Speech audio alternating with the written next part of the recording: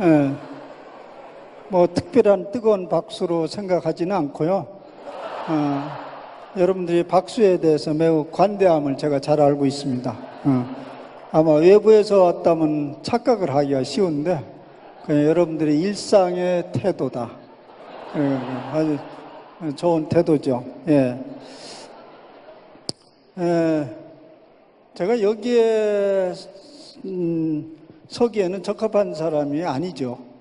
왜냐하면 제목부터가 안 어울리는 거예요. 성령의 능력과 목회라는 게. 예. 언제 목회를 해봤다고 그렇게 이제 와서 있는다는 게 참 어울리지 않는 거잖아요. 근데 제가 잘 알아요. 여기 적합한 자리가 아니라는 걸 잘 알아요. 근데 제가 선 이유는 뭐 한 두 가지입니다. 뭐 지금 대충 기억하는 열흘 전에 저에게 부랴부랴 전화가 왔어요. 저는 그 전화를 받으면서 SOS로 받아들였어요. SOS. 아, 일이 터졌구나. 이제 그런 생각이 들고 이걸 어떻게 할까라고 그냥 하루 시간을 달라고 그랬어요.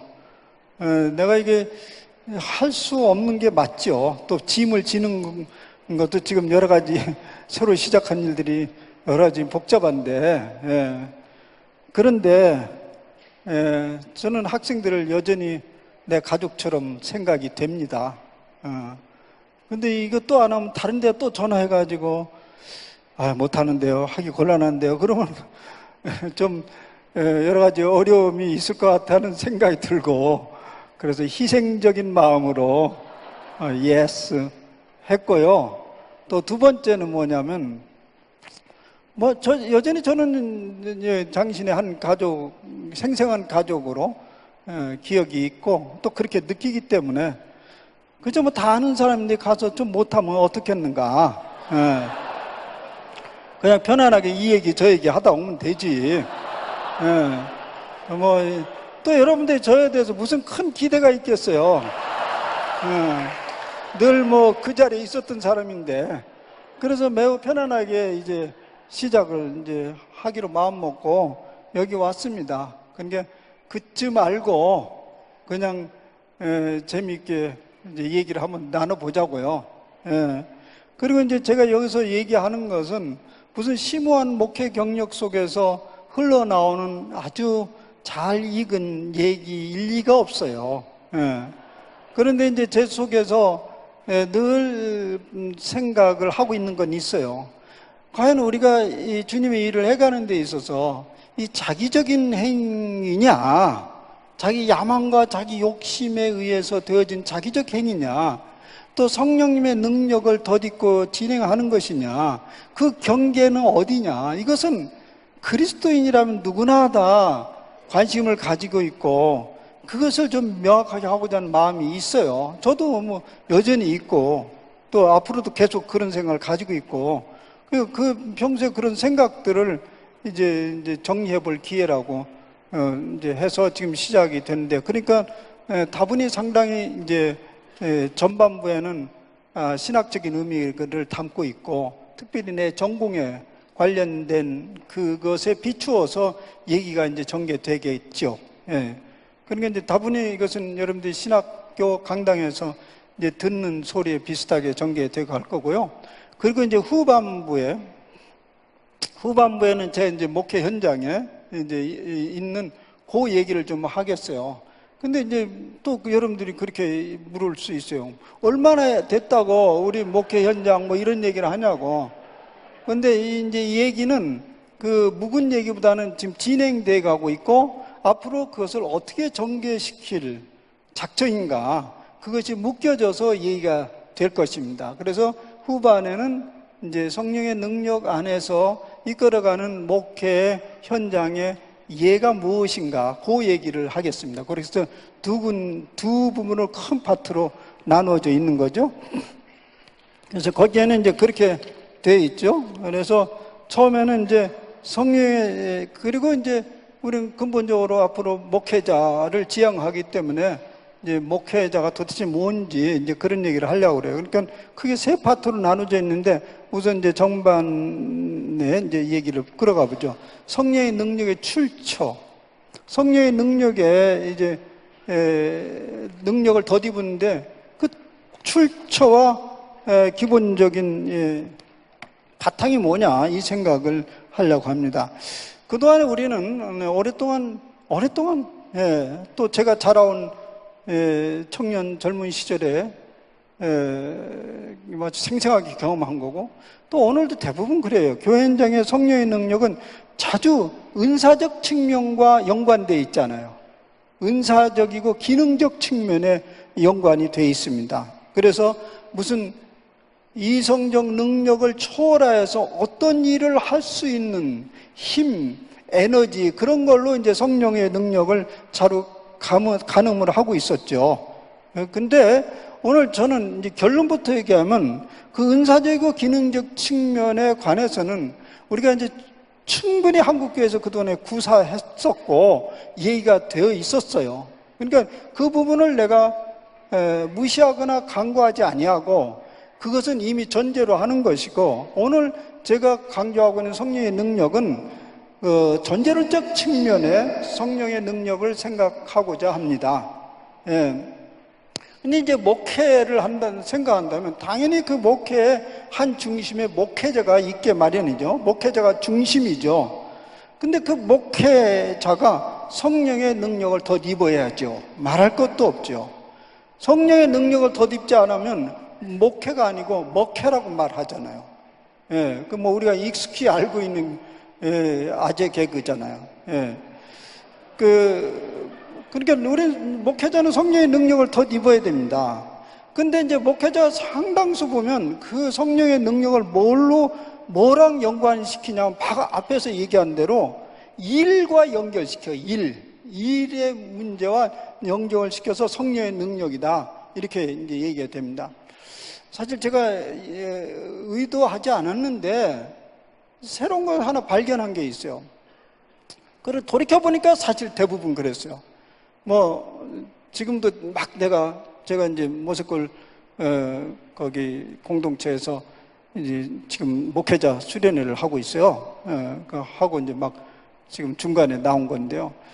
이제 우리 모색골 오면 이제 목회자들이 앉아서 이제 맨 처음에 저녁에 코이노니아 시간에 서로 이제 자기 소개를 하잖아요. 소개를 하고 저는 이제 명단을 미리 받고 있고, 그러면 소개를 해요.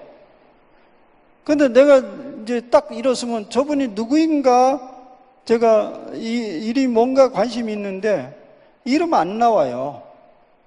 나는 이런 일을 하고 저런 일을 하고 이런 일을 하고 언제 이름이 나오나 이런 일을 하고 저런 언제 이름을 나오나 이런 마침내 이름이 끝에 나와. 나는 누구입니다. 쭉 이렇게.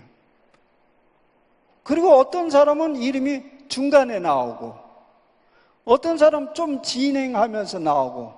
근데 놀라운 건요, 단 한 명도 이름이 앞에 나오는 사람은 없어요. 어제 저녁에 그랬고요, 돌이켜보니까 이전에도 그랬고요, 우리 보통 모이는 곳에 대부분이 그래요. 그러니까 그게 뭡니까? 자기를 이름을 소개하지 않고 앞에 일을 소개해요. 일. 나는 이런 일을 하는 사람입니다. 이런 교회를 하는 사람입니다. 우리 교회는 어떻고 저렇고 한참 하고 이름이 뒤에 나와요. 난 그것에서 이게 오늘 한국교회 목사님들의 의식구조구나 생각을 가지게 됐고, 비단 이것은 목사님만은 아니라는 걸 발견했어요. 많은 사람들이 그렇다는 거예요. 의식구조게. 그게 뭐냐면 내가 무슨 일을 하는 사람이다, 이것이 이제 자기 이름이에요. 근데 만약 그게 없으면 어떡하죠? 하는 일이 없으면 저는요 아무것도 안 해요. 이렇게는 이름이 없는 거예요. 이름이 없어요. 그래서 마침내 어떻게 하면 난 누구 아버지예요. 이래요. 여성들은 누구의 아내입니다. 우리 남편은 뭡니까? 이렇게 나오게 되는 거죠. 그러니까 이게 보니까 우리 목회자들이 상당수 기능적인 인간관을 가지고 있다는 걸 알게 됐습니다. 그래서 목회자에게 있어서 성령의 능력은 당연히 은사적이고 기능적 측면에 초점을 두고 있구나. 이제 그런 생각을 가지고 된 것입니다. 예. 여러분, 영어를 조금 할 줄 알으면 어떻게 나오죠? I am으로부터 시작되죠. 거기에 I am하고 뭐가 나와요? 자기 이름이 나오고 그 다음 who 뚜뚜뚜뚜뚜 얘기 나오죠. 나는 에고 에미, 나는 합니다. 그런데 이런 사람이 이런 일을 하게 됩니다. 어떻게 해서 이런 일을 하면 누구랑 더불어서 누가 나를 도와서 이런 일을 이렇게 하면 됩니다. 이렇게 나와야 되는 거죠. 예. 그러니까 성령의 능력을 앞서고 있다, 이런 느낌을 이제 받을 수 있는 것입니다. 근데 성경에서 이 성령의 은사가 기능적 그 일에 관련된 얘기는 사실 그렇게 많지 않습니다. 예. 그게 두드러진 것은 사도행전에 얼마가 있어요. 제가 최근에 서신서 강의를 안 하고 서신서 여러 거 읽어보면요, 바울은 그 어떤 기능적인 일에 초점을 맞추는 것이 그렇게 많지를 않다는 걸 발견했어요. 그러면 그 성령의 능력은 어디에 초점은 존재 그 자체에 초점이 있어. 새롭게 하는 거, 변하게 하는 거, 그 사람이 되는 거, 여기에 관심이 있어요.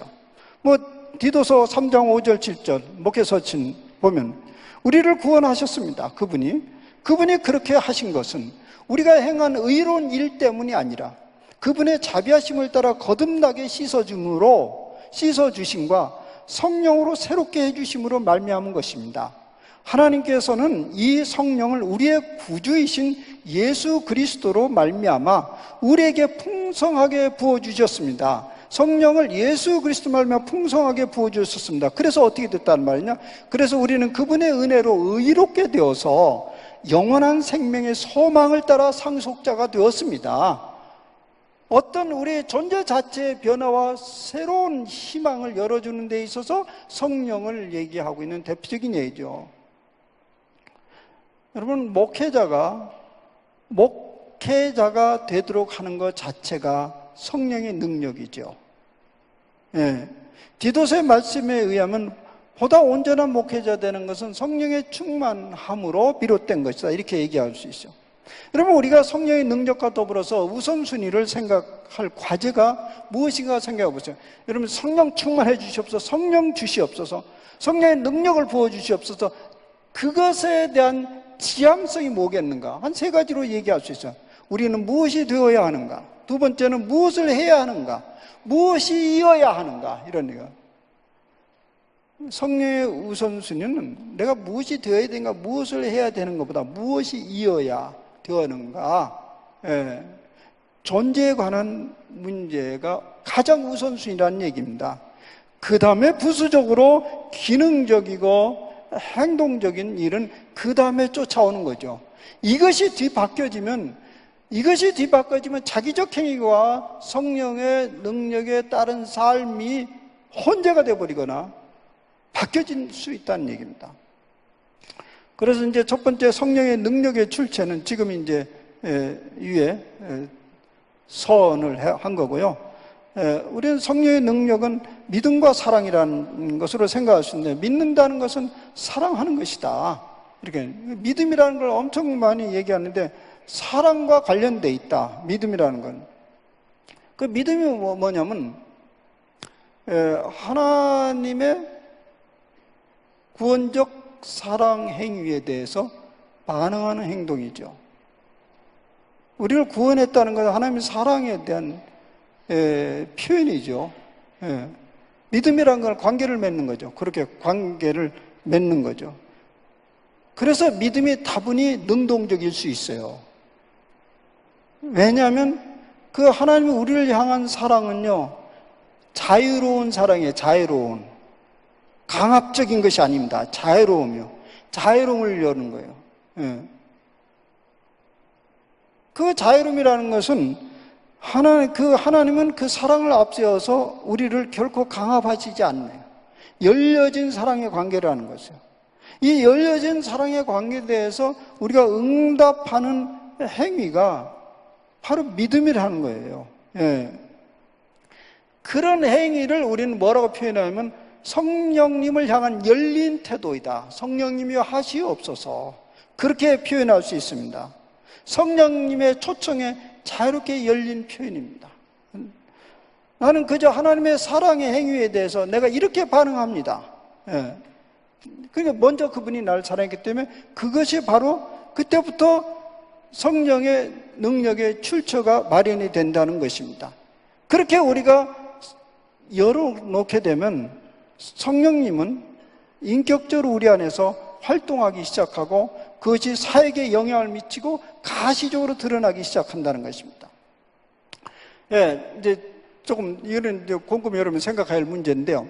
근데 이제 우리가 여전히 의문이 있어요. 여러분들 지금 열심히 사역을 하잖아요. 뭐 전도하고 또 설교 준비하고 여러 가지 프로그램을 하는데 이게 성령의 능력을 쫓아서 하는 것이냐 아니냐의 분별은 어떻게 하느냐. 우리 영성에서 대단히 중요한 것이 분별력이거든요. 분별을 어떻게 하느냐. 근데 분별은요, 이 분별의 기준은 제가 사실 장신대에서 인도안에 대단히 일생 강조한 것입니다. 예.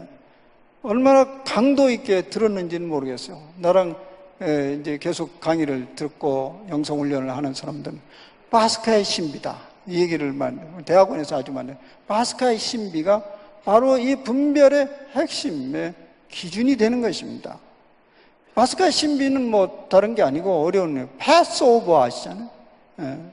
패스오버 6월절의 신비예요. 그 6월절의 신비는 왜 그걸 신비라고 하냐? 죽음을 통해서 생명을 얻는 역설적 진리잖아요.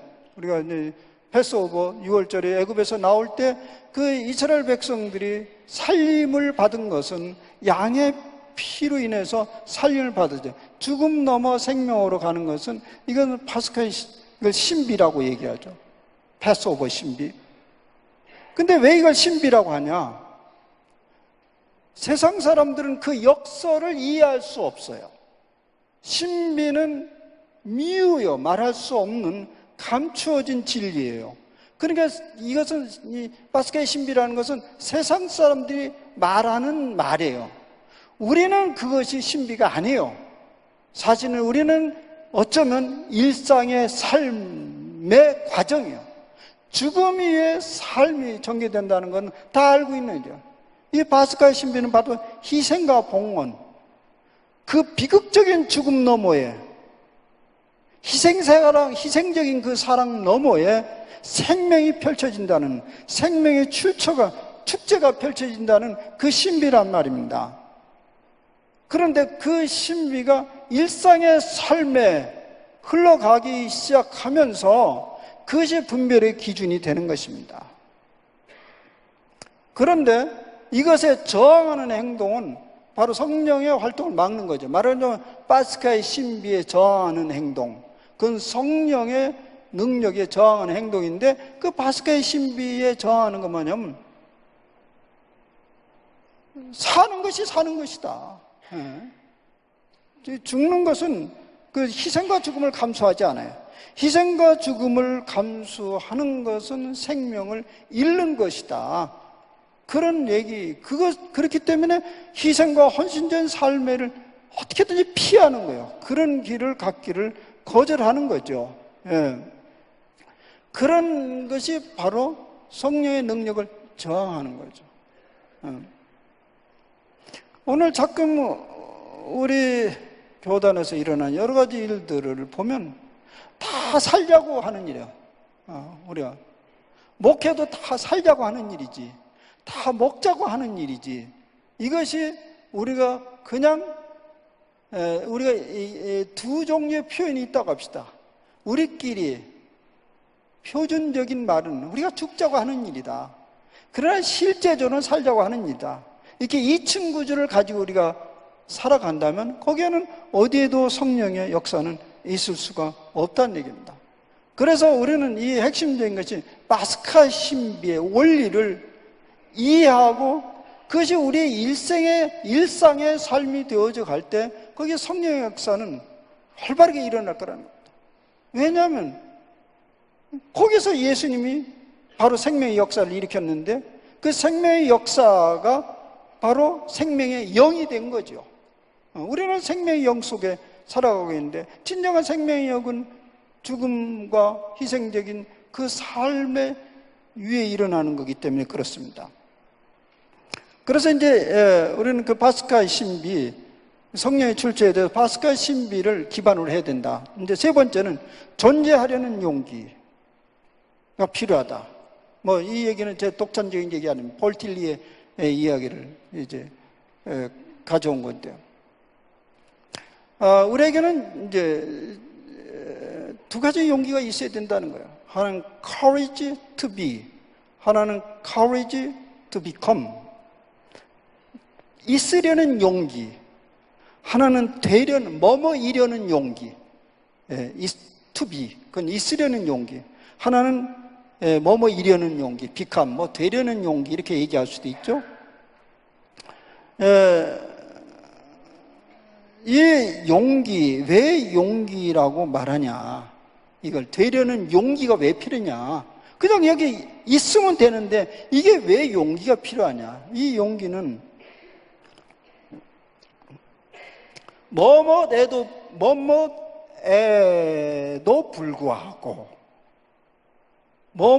불구하고 자기를 긍정하고 받아들이는 용기를 말하죠. 뭐뭐에도 불구하고 말하자면 자기를 긍정할 수 없는 상황으로 지금 몰아간단 말입니다. 그래서 그 긍정을 방해하는 요소들을 어떻게 할 것인가? 우리 자신을 긍정하지 못하도록 하는 요소가 탁 나타날 때 그걸 맞대응할 것인가? 아니면 피할 것인가? 맞대응하면 용기가 필요해요. 그러면 어떻게 돼요? 존재하지 못하게 하는 그것과 맞대응해서 그걸 받아들여야 되니까. 그러니까 엄청난 용기가 필요하죠. 사실은 그게 파스칼 신비예요. 그 너머에 삶이 존재되는 그런 확실한 믿음이 없으면 그건 받아들이기 어렵죠. 그런 용기가 우리에게 절실히 필요한 거예요. 우리가 일생 살면서 뭡니까? 늘 우리에게 직면하는 문제는 난빙의 두려움이요. 다시 말해서 죽을까봐. 그리고 허무와 무의미성. 자주 요새 젊은이들이 어느 때보다 자꾸 무의미성을 얘기하더라고, 내 주위에서. 무의미성. 젊은 사람 중에 제가 최근에 몇 사람을 똑같은 얘기를 들었어요.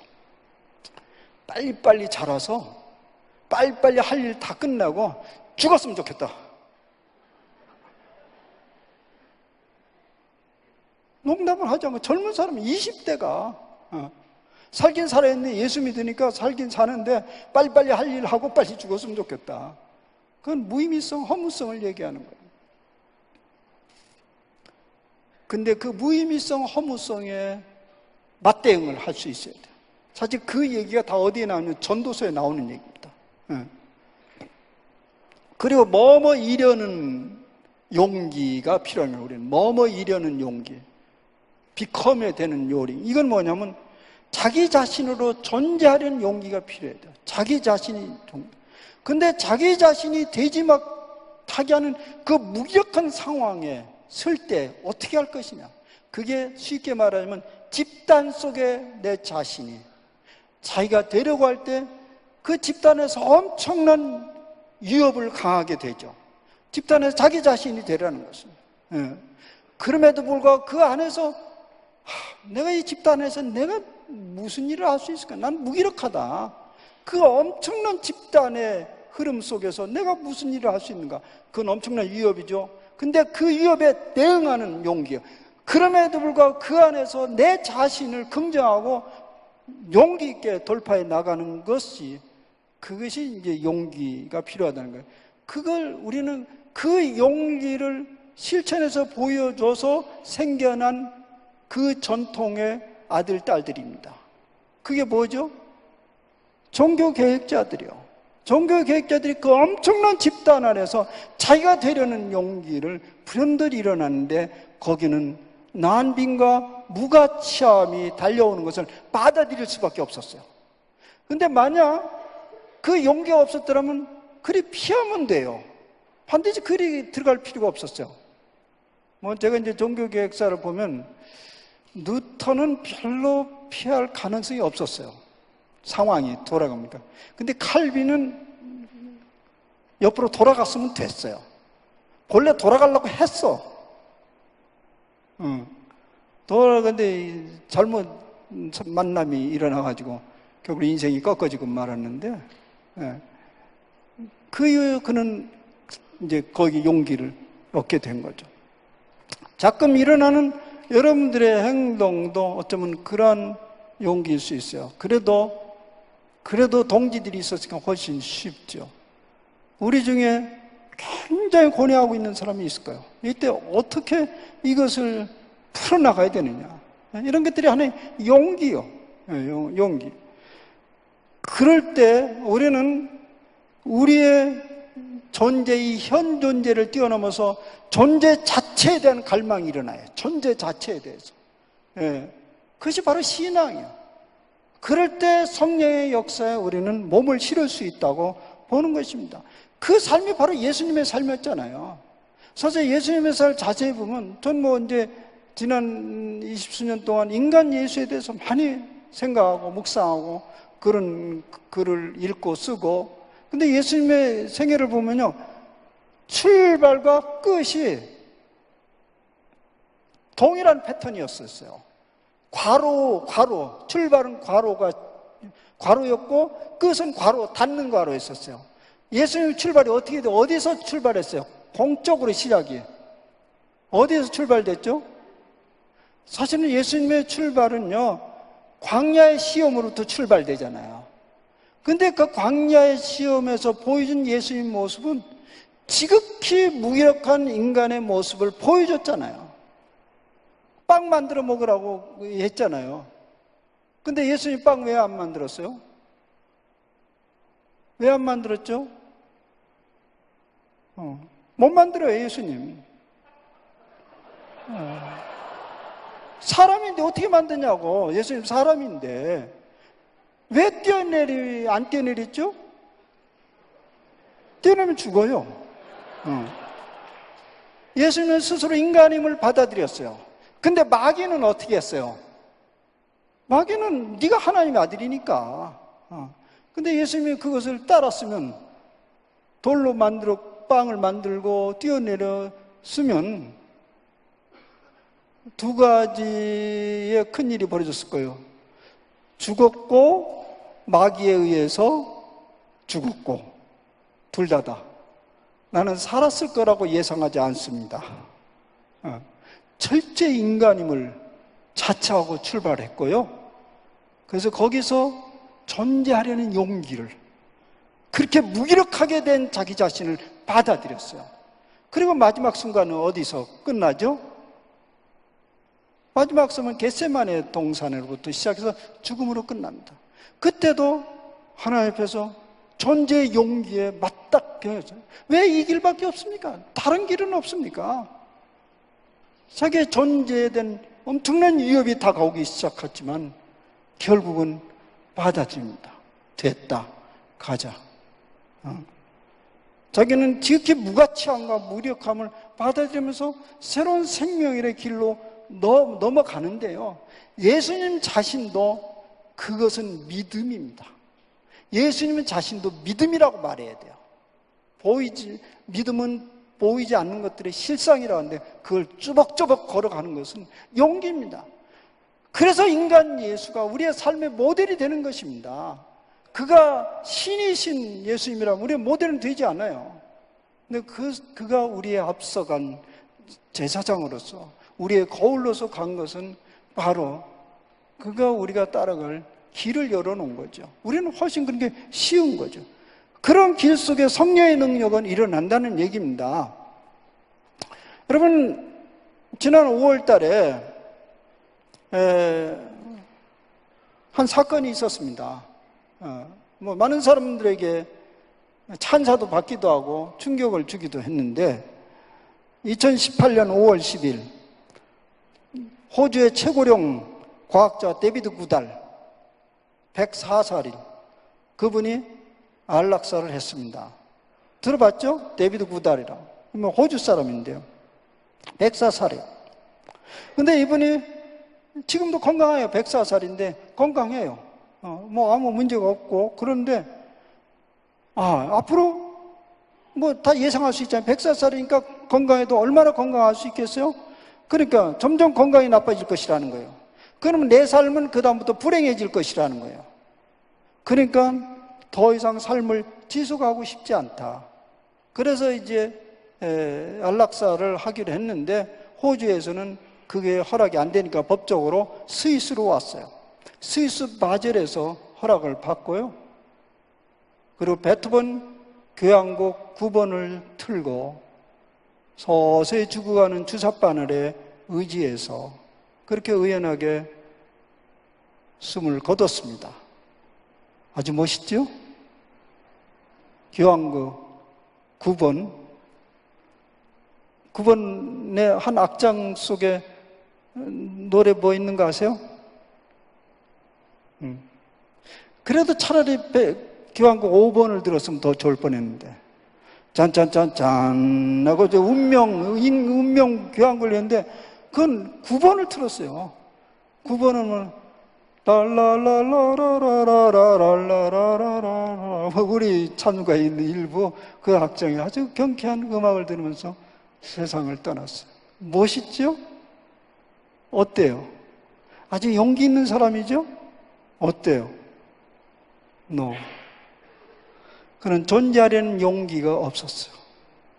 존재하려는 용기는 존재를 위협하는 것을 맞대응해서 넘어가야 됩니다. 역설적으로 받아들여야 돼요. 거기에 참 생명이 있고 거기에 성령의 능력이 있다는 것을 말하는 것이죠. 오늘 제가 공개해도 괜찮을지 모르겠는데 오늘 말 들어보니까 내가 누구 대타했는가 물어봤는데 누구 대타했는데 이게 상대도 될 수 없는 분의 대타예요. 이어령 선생님의 대타래요. 와.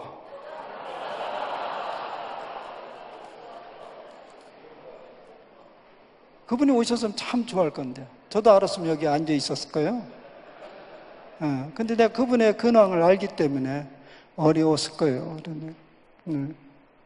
제가 어느 글에서 본 겁니다. 그래 봤는데 이어령 선생님이 지금 암투병을 하고 계십니다. 암투병을 하고 계시는데 아무 조처도 취하지 않고 계신데요. 왜 그러냐면 나는 죽음을 내가 맞이하겠다. 죽음을 당하는 게 아니라 내가 맞이하겠다. 근데 그 죽음을 내가 맞이하는 게 얼마나 위대한 것인가를 그가 경험했거든요. 누구를 통해서? 딸을 통해서 경험했어요. 딸도 삶도 상당히 험난했잖아요. 마지막에 암으로 돌아가는데 그 딸이 매우 죽음을 아주 천천히 제정신으로 받아들이면서 그걸 보면서 와, 저게 영생이구나.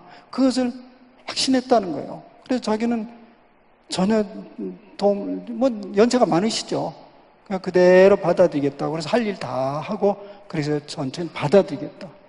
아마 지금 상황이 이제 좀 나빠지는 모양이에요. 그래서 못 오신 것 같은데, 참 감사하네요. 감사해요. 그런 분이, 우리에게 증인으로 있다는 건 참 감사한 일이죠. 우리는 존재 그 자체에 의존되어 있다는 확신이 있으면 죽음도 대상일 뿐이죠. 죽음도 대상일, 죽음을 내가 받아들여야죠. 그걸 당하는 게 아니죠. 근데 그보다 훨씬 더 못한 우리의 여러 가지 환난이나 공고나 고통이나 무가치함과 무시당함도 여전히 대상화할 수 있는 거지 그게 주체적으로 나를 함몰할 수는 없단 말이에요. 근데 거기에 저절로 되는 건 아니에요. 용기가 필요한데 그 용기가 바로 성령의 능력이라고 보는 거예요. 우리는 그분을 믿으니까 거기에 몸을 실으면 되는 것입니다. 저는 이것이 하나의 원리라고 생각하는데요. 이 원리가 이제 그 수영을 배우면서 이제 얻는 건데 수영. 저 지금 아직 완전히 배우지 못했는데 너무 힘들어서요. 늦게 수영을 배우려 하니까. 저는 개 헤엄은 제법 쳐요, 개 헤엄. 엄마 네 발을 다 휘둘리면서 가는데 엄청 힘들어. 한참 갔다 싶은데 별로 안 갔어요. 그 자리에서 덤벙첨벙. 어릴 때부터 개 헤엄을 배워. 그래서 이제 옆에 청소년 수련관에서 이제 제대로 수영을 배우겠다고 갔는데 코치 선생님한테 계속 야단 마는 게 빠등대지 말라. 그냥 물에다 몸을 실어라. 아니 실으면 빠지는데 그러니까 당신 버등대니까 빠지지. 아니 안 버등대면 빠지는데 아니다. 그냥 실어라. 근데 그게 실어지지 않다. 근데 언제 탁 보니까 실어지나 봤더니 벌러덩 넣어버리니까 시도죠. 벌러덩. 왜냐하면 벌러덩 놓으니까 별로 바등바등하기가 어려워. 손을 놓으면. 그게 이게 멈춰지는 거예요. 이게 하나의 원리 아닌가. 그래서 일단 거기에 실으면 되겠어. 그리고 쫙쫙 밀으면 되겠어요. 이제 오는데 쫙쫙. 발은 그냥 가만히 있고 손만 쭉쭉 뻗어서 밀으면 발은 살살살살 하면 되잖아요. 근데 개음은 이 발이 얼마나 강력하게 움직이는지 뒤에 있는 사람 물이 튀어서 쫓아올 수가 없어. 그 배에 이제 고수인데 고수는 그 행동을 말하는 거죠. 행동의 고수. 가지는 않아요. 성령의 역사도 그런 거 아닌가 싶어. 성령의 역사에 원리가 있어요. 근데 그 성령의 원리를 알아내고 그 원리의 동력에 타는 방법이 뭘까? 저는 그것을 묵상의 삶이라고 말하고 싶습니다. 묵상의 삶. 묵상은 방법이 아니고 기술도 아니에요. 묵상의 삶일 뿐이에요. 그것은 활동보다 기다림을 말합니다. 그 묵상의 삶은 자기 성취적 만족보다는 갈망의 삶을 말합니다. 갈망. 그냥 거기서 시원하게 만족해버리고 딱 끝내려고 하는 건 묵상이 아니에요. 끝없는 갈망의 여정이 묵상의 삶이에요. 그것은 훈련이라기보다 제가 일생 영성훈련을 주제로 여기까지 왔잖아요. 근데 돌이켜보니까 훈련이라기보다는 더 중요한 것은 받아들입니다. 받아들임. 그래서 내가 곳곳에 많이 얘기했어요. 여러분 주말 경건 훈련할 때 들은 분도 계실 겁니다. 영성은 축적되지 아니한다. 영성은 만나와 같다. 일용할 양식과 같다. 이 만나의 원리가 놀라운 원리예요. 여러분 만나 그냥 왕창 모아다 놓으면 한 며칠 집에서 먹을 수 있게 하셨습니까? 썩어버리잖아요. 매일 나가라는 거예요. 그것은 영적 양식을 일찍이 상징화한 것입니다. 과거에 여러분들이 40일 철야를 몇 번 했습니까? 40일 금식을 몇 번 했으면 어떤 그 계급장 붙이고 다녀요. 이게 40일 며칠을 했다고 또 앞으로 얼마 들어갈 거라 쏘와. 그 사이에는 뭐 했냐가 중요하죠. 그건 일용할 양식이요. 그 사람은 과하게 먹었네. 과거에 과하게 먹지 말고 쭉 펼쳐서 먹는 게 잘 나요. 특세. 처음에 특세 진짜 못 알아들었어요. 특세. 학생들이 경건훈련 하는데 특세 가야 된다는 거예요. 특세? 이거 특별한 새도 아니고 가는 걸 보니까. 근데 특별한 새벽구대 운동을 하는데 내가 말로는 하지 않았지만 속으로 비로소 밝히면 평소에 하지 왜 특별하게 안 해? 그러면 몰아치면 되는 거냐? 난 no. 영성은 축적되지 않고 매일매일 먹어야 될 일용할 양식이라고 보는 거죠. 그 태도가 묵상의 삶이요. 여러분들 며칠은 열심히 신앙생활하다 그제 그냥 어제 밤새도록 그냥 게임하고 여기 온 사람이 있어요? 그 사람은 게이머예요. 게이머. 더 이상 영적인 사람은 아니에요. 근데 그저께는 영적이었었어요. 그런데 오늘 다시 돌아가면 됩니다. 오늘 또 영성인이 되는 거예요. 그래서 영성은 난 축적되지 아니고 일용할 양식이다. 그 삶의 자세는 그 삶의 태도예요. 묵상입니다. 우리 영성학에서 내가 이제 발견한 건데요. 영성 생활에 두 법칙이 있어요. 양의 법칙이 있고 음의 법칙이 있어요. 양의 법칙은 지금 보니까 주로 서양적인 이제 사고 방식인데요. 어떤 기능적 생각과 의지가 우리의 기능적 생각, 어떤 행위적 생각이죠. 의지, 이것이 총체적으로 영향을 미치는 사고 방식을 말합니다. 말하자면 그런 이 양의 법칙은 정신을 종교적으로 고정시키고 강하고 확실하게 의지에 압력을 가한다면 거룩하게 될 수 있다고 보는 거예요. 무슨 말인지? 우리가 의지를 굳건히 하고 신념을 확실히 하고 거기에 계속 압력을 가하는 거예요. 압력을 하는 건 뭐냐면 계속 막 철회를 하든지 계속 막 금욕 수련을 하면 결국은 거룩하게 된다는 생각입니다. 자동적으로 그렇게 하면 영적 사람이 돼간다는 거예요. 그것을 양의 총력화라고 얘기합니다. 그래서 서양 사람들은 그렇게 금욕 생활을 많이 하고 막 훈련하고 막 가르치고 그랬던 것입니다. 근데 요즘에 사실 그게 맞지 않다는 것을 알기 시작했습니다. 그래서 이제 이 음의 법칙에 많은 관심을 가지기 시작했어요. 근데 그것은 어디서 발견하기 시작하면 동양적 사고에서도 발견했지만은 사실 신비가들로부터 많이 발견하고 있어요. 여러분 군대 가봤잖아요. 군대가 바로 양의 법칙입니다. 양의 법칙, 양. 여러분 군대 가면 어떻게 돼요? 반복 훈련하는 거예요. 매우 단순하게, 매우 강력하게 압력을 가하면서 반복해서 훈련을 하죠. 저도 제 아들 군대 갈 때 기대를 많이 했어요. 완전히 개과천선돼가지고 나오겠다. 근데 우리 아들이 살짝 저에게 얘기는 했어요. 기대하지 말라고. 그래도 기대했죠. 근데 속으로는 그 생각했어요. 얘가 군대 생활을 잘 하고 올까. 근데 잘했어요. 아주 잘했어요. 사단장 상도 여러 번 받고. 그런데요, 외출이나 휴가가 나오면 그날로 다 반납이요. 제대하니까 완전 반납이요. 언제 그랬다는 식으로. 이게 양의 법칙의 맹점이구나. 그렇게 2년 동안 뺑뺑 돌렸고, 막, 아침에 막 매일 일찍 일어났잖아요. 그 시간에. 그러면 하루라도 눈이 떠져야죠, 6시에. 5시에 일어나야 되잖아. 안 일어나. 안 되는 거예요, 그게. 이게 양의 법칙의 맹점이에요. 여러분들, 제법 지금 교회에서 제법 번뜩번뜩 일어나고 뭐 하죠?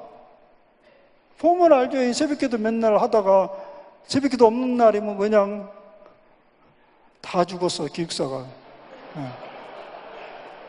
양의 법칙. 그래서 음의 법칙을 따르라고 얘기하는 거예요. 음의 법칙은 뭐냐면 이겁니다. 절대적 신비에 대한 진실한 접근성의 역동성은, 절대적 신비에 대한 진실한 접근의 역동성은 수용과 개방과 머무름의 정신입니다. 머무름의 정신. 우리는 절대자의 주도권의 마음을 개방하고 이를 받아들이면서 거룩한 절대자의 목적들을 분별하고 그것들과 마침내 협력할 수 있다고 믿는 것입니다. 그러니까 말하자면 우리가 무슨 일을 하려고 선택하기 전에 그 절대적 신비에 대해서 개방하는 자세가 필요합니다. 이런 얘기는 이제 신비가 마이스터 에카르트나 철학자 마틴 하이데커 같은데, 수용과 개방과 머무는 정신, 그것이 절대적 신비 안에 사로잡히는 것이다. 독일어로 게라세네트, 내버려 두는 것, 떠나는 것, 이게 절대적으로 필요하다는 거예요. 머무르는 삶의 자세, 그것이 묵상의 삶의 자세입니다.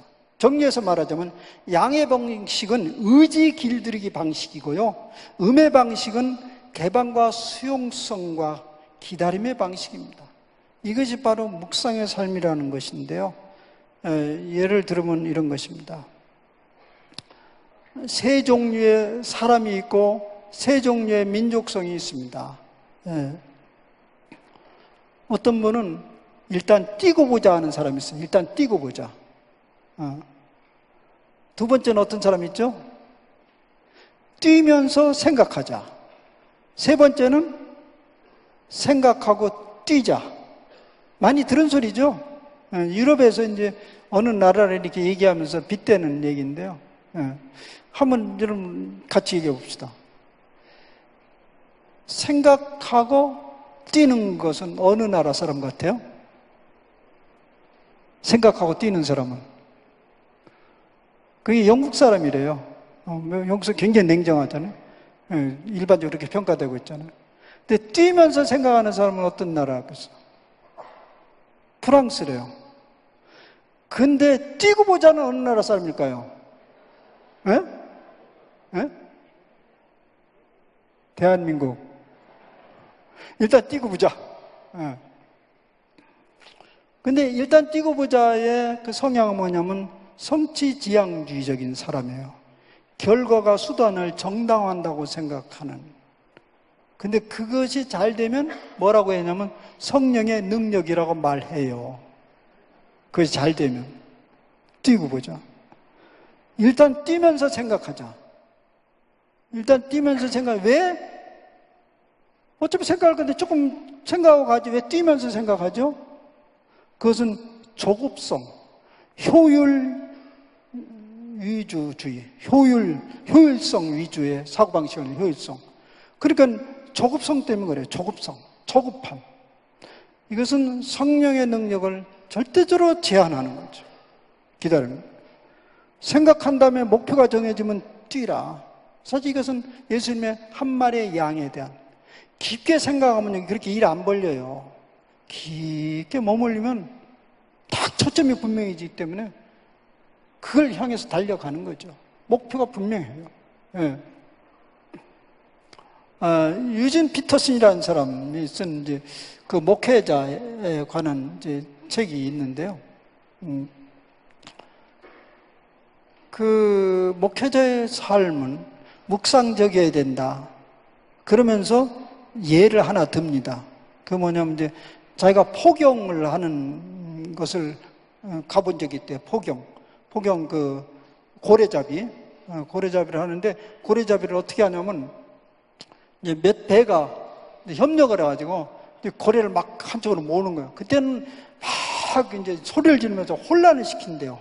네, 이제 몇 배. 그러면 이제 이 고래들이 정신을 못 차려가지고 딱 어디 일단 갇혔다 하면 모조리 침묵한대.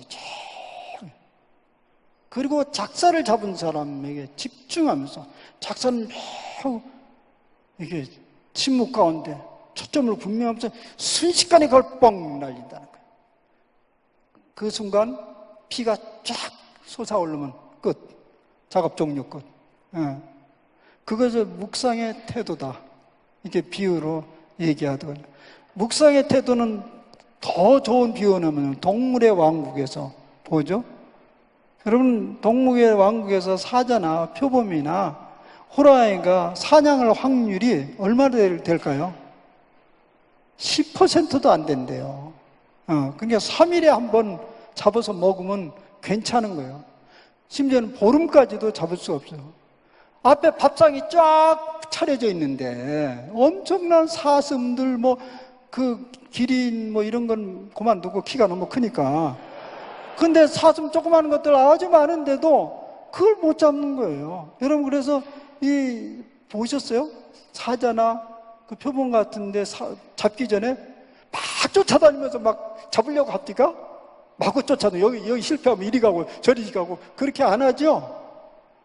표범은요, 전속력을 향해서 300m면 끝이래요. 300m.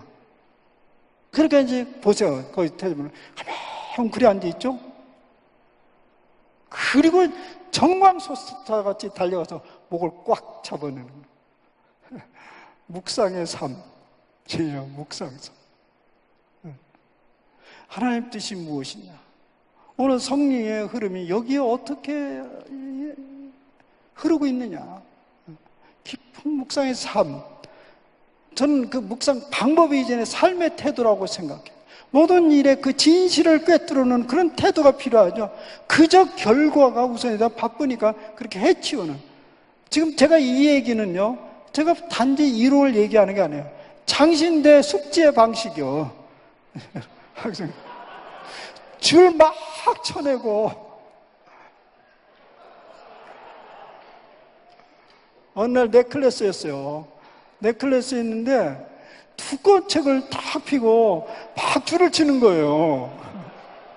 이따 뭐 누구 책인지 난 모르는 걸로 하겠어요. 근데 막 줄을 치는 거예요. 근데 저렇게 빨리 읽나 했더니 그냥 줄대시 치는 거예요.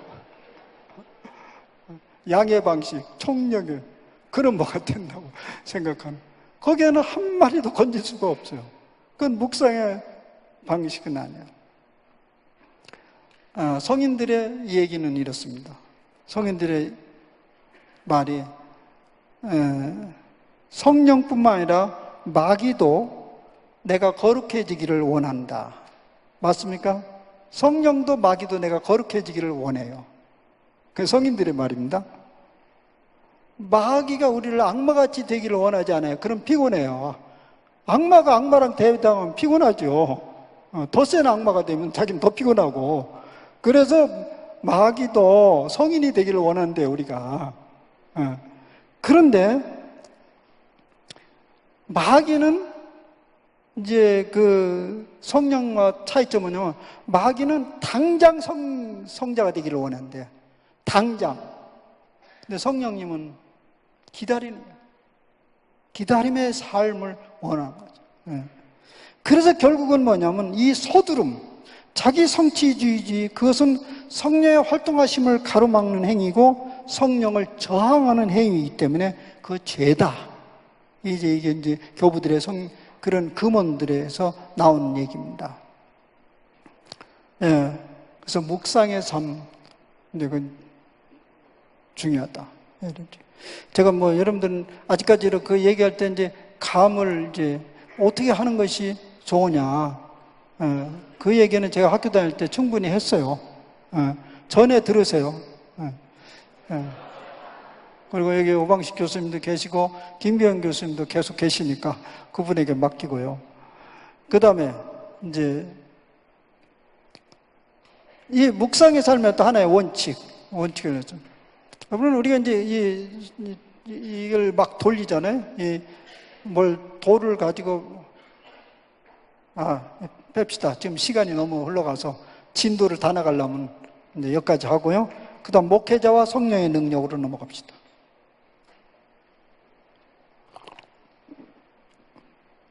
목회자의 성령의 능력. 거기에 목회자와 성직자라는 말을 얘기했는데, 우리 사역자의 정체성, 목회자와 성직자, 이게 두 가지 정체성이라고 말할 수 있어요. 왜 그러냐면 목회자는 성직자이어야 됩니까? 성직자가 아니어도 됩니까? 목회자는 성직자가 아니어도 됩니다. 그래서 목회자는 여러분들이 이렇게 노회에서 할 때 임직식을 하는 것입니다. 임직을 하는 거예요. 이 사람이 일정한 자격을 갖췄어요. 객관적인 신학교 졸업했죠. 목사 안수 받았죠. 또 충분히 2년 동안 인턴십을 잘 했죠. 그러니까 이건 임직, 그 일을 할 수 있는 능력이 됐다고 찍어주는 겁니다. 성직자로 확인하지 않습니다. 그러니까 그 목회자는 기능적 차원의 의미입니다. 그런데 기능적 차원의 의미는 나는 무엇 하는 사람인가에 대한 정의입니다. 나는 무엇 하는 사람인가? 전문인이에요. 그러니까 저는 이렇게 생각해요. 이 전문인으로서 성령의 능력을 덧입으려면요, 열심히 공부해야 돼요. 열심히 공부하지 않고 성령의 능력을 덧입기를 바라는 사람은, 그래서 제가 약간 거친 말을 해도 될까요? 사기꾼. 설교 준비 않고 앉아가지고 주시옵소서. 오늘 안 내리니까 그만해야겠습니다. 그건 성령의 역사가 없는 거예요. 기능인으로서 거룩한 일을 행하려면 열심히 공부해야 됩니다. 준비해야 됩니다. 예. 그래서 시간을 잘 관리하고 무엇인가 배우고 익혀야 되는 거죠. 예. 근데 지금 우리 학교가 목회자를 양성하는 것인가 성직자를 양성하시는 거죠. 이거에 대해서 참못 늘 내가 있으면서 왔다 갔다 왔다 했어요. 예. 두 번째는 성직자입니다. 우리는 성직자라네. 이 성직자는 존재론적인 문제예요. 목회자는 무엇을 해야 하는 사람인가? 이 물음에 대한 답이라면 성직자는 나는 어떤 사람이어야 되는가? 나는 누구인가라는 질문이에요. 말하자면 이 기능적인 목회자는 사람 앞에 선 존재입니다. 성직자는 하나님 앞에 선 존재입니다. 하나님의 관계적 현상을 이루어가는 것이라고 볼 수 있게 되죠. 그러니까 앞에서는 부지런히 공부한다면 뒷부분에서는 늘 하나님 앞에 서는 삶의 자세가 필요하죠. 저도 그것을 포괄적으로 묵상의 삶이라고 얘기할 수 있습니다. 그 묵상의 삶에 대해서 그 태도에 관해서 이제 쉬운 여러분들이 책을 보려면 그냥 그 헨리 나인이 쓴 살아있는 기억 매체 그런 책 요즘에는 다른 말로 번역된 것 같은데요. 헨리 나인의 살아있는 기억 매체. 이 소리 뭐냐면 목회자는 이 사람 가톨릭 사람이니까 사목자는 예수님을 표현해내는 매개체이다. 그렇죠. 그래서 이제 목회자에 대해서 얘기를 하면서 목회자가 성도에게 너무 끈적거리게 달라붙어 있지 마라. 뭐 헨리 나인이가 그렇게 말을 안 했지만 제가 우리 여러분과 저랑 소통하는 말로 바꿔서 그렇게 얘기했는데 너무 끈적거리게 성도에게 붙어 있지 마라. 그러면 그는 머지않아 무용지물 같은 존재다. 이런 인상을 받게 된다는 거예요. 여러분 교회에서 그러죠. 한 주만 빠지면 쪼르르 달려가서 왜 안 나왔어요? 그래 주부 딱 껴서 주부 빠진 데 가면 쏜살같이 가서 여러분이 그런 게 아니라 부목사들 여러분도 앞으로 그렇게 할 거죠. 이제 할 수밖에 없죠. 가라는데 어떻게 안 가요? 그래가지고 성도가 아주 무서워서 교회 나올 수밖에 없어요. 아주 지겨워 찾아오는 게. 그래가지고 찾아오면 그 사람이 거기 와서 기쁘게 예배를 드릴 수 있겠냐 이거죠. 예. 그러지 말고 자주 부재중의 임재를 경험하라 이런 얘기예요. 우리 목사님은 어디 있든지 간에 지금 내 임재 속에 있는 거예요. 우리 목사님 지금과 저희 가서 술 마시고 있지 않겠지. 지금 우리 목사님 어디 가서 뭐 있겠지. 그런 부재중의 임재를 끊임없이 경험하도록 그래서 그게 바로 살아있는 기억매체. 여러분 예수님의 경험은 부재중의 임재거든요. 그죠? 네, 부재중의 임재. 네. 여러분이 아마 예수님 왜 가까이 나한테 안 있으세요? 좀 확실하게 붙어서 좀 있어 달라고 하는데 아마 얼마 있으면 떨어지라고 그러겠죠? 떨어져라. 그게 이제 인간의 속성입니다. 그 살아있는 기억 매체에서 굉장히 중요한 것은 목회도 역시 성도들과 관계 속에서 부재중의 임재를 경험하게 하는데 그것은 그 목회자의 묵상적 삶의 태도로부터 나온다. 여러분들을 보면서 교인들이 어떻게 느끼냐 그 이미지가 상당히 중요하거든요. 너무 흔한 얘기야. 이거 아주 흔한 얘기인데 그냥 우리 목회자 세계에서 계속 전승되어 내려오는데 어떤 분이에요? 제가 청년 때 그분한테 직접 들었어요. 그분이 총회장이 돼가지고 내가 다니는 교회에 주일날 설교를 왔어요. 영락교회입니다. 제가 70년대 영락교회를 다녔는데 총회장, 지방의 어떤 분이 뭐 내가 말하면 여러분들 아실 만한 그 총회장인데 그분이 그런 얘기를 했어요. 그날 그 외에 그분이 많이 회개하고 뭐 변했을 거라고 믿습니다. 그 당시에는 자가용이 없었어요. 큰 교회 목사도. 그래서 이제 기차를 타고 이렇게 올라오긴 하는데 기차를 딱 대고 이 지역 이름까지 붙였어요. 어쨌든 거기서 기차를 타고 딱 오는데 이제 그 당시에는 이제 기차를 이렇게 돌리면 4명이 앉아 있잖아요. 4명, 5명. 그러면 이제 그때는 칙칙폭폭 해가지고 거기서 서울까지 올라오면 8시간 혹은 10시간 뭐 이렇게 달려오는데, 그러니까 뭐 먹을 것도 나눠 먹고 이런 얘기를 하는데, 이제 서로 직업 맞추기 얘기했대요. 서로 누가 제안해서 나 뭐 하는 사람인지 직업 맞추기. 그래서 이 목사님 자기 차례가 왔는데 상대방이 뭐라고 나 뭐 하는 사람이냐 그랬더니, 많이 들었죠? 뭐 하는 사람이고 그랬다고 그래요? 큰 사업을 하는 사람 같다고 그러더래요. 큰 사업을. 이분이 큰 교회 목회를 하는 분이었거든. 큰 사업을 하는 사람 같다. 근데 그분이 그야말로 큰 사업을 했죠. 총회장이니까 큰 총회장. 아주 충격을 받았다고 그런 얘기를 하는 거죠. 예. 그 아까 헬리나님 우리의 묵상적 삶의 그 태도가 굉장히 중요한데, 성도들이 그러나 큰 사업을 하는 목사님이라고 큰 일을, 매우 바쁘게 많은 일을 하는 목사님을 생각할 때 아무리 가까이 있어도 성도는 그와의 부재를 느낄 거예요. 부재를. 기능적 차원의 인물밖에 안 되는데, 그게 바로 묵상적 태도가 뭐냐를 얘기하는 설명 중에 하나입니다.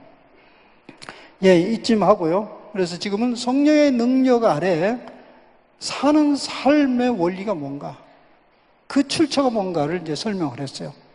이제는 우리 현장에 관해서 얘기를 하겠습니다. 제가 이제 섬기고 있는 모세골, 아까 모세골 교회라고 했는데 이제 우리 정확한 이름은 모세골 공동체 교회입니다. 본래 이제 모세골 교회였는데 그렇게 바뀌었어요. 이제 그거에 대해서 좀 설명을 할 건데, 우선 신학적 방향의 얘기를 합시다. 우리 모세골 교인들에게 누구를 붙들고 물어봐도 모세골의 구호가 뭐냐 물어보면 다 알아요. 하도 많이 해가지고. 제가 아니고 이미 앞에서 이명수 목사님, 보라 만물을 새롭게 하노라, 곳곳에 써붙여놨어요. 계시록 20장에 만물을 새롭게 한다.